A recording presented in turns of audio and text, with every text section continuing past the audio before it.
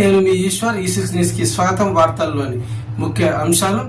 TPCC working president Jagga Reddy Gandhi Bhavan press meet లో మాట్లాడుతూ ఇందిరాగాంధీ, నెహ్రూల చరిత్ర తెలియని బీజేపీ నేతలు నోటికొచ్చినట్లు మాట్లాడుతున్నారని జగ్గారెడ్డి అన్నారు.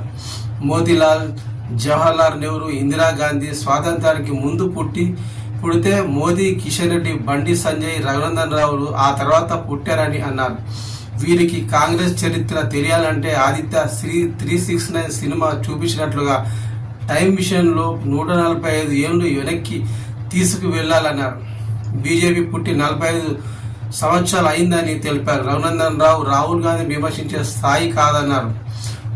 జగ్గారెడ్డి నెహ్రూ ప్రధాని అయ్యాక 543 సంస్థానాలను భారతదేశంలో విలీనం చేశారని జగ్గారెడ్డి తెలిపారు. కాశ్మీర్ భారత్ నుండి విడిపోకుండా కాపాడిన ఘనత నెహ్రూదే అని తెలిపారు.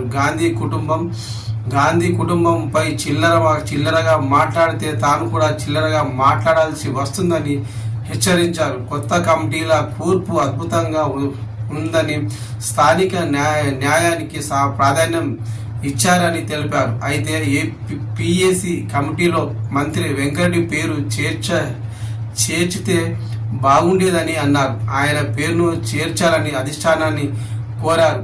టీపీసీసీ అడ్వైజరీ కమిటీలో తనను చేర్చడం సంతోషమేనన్నారు.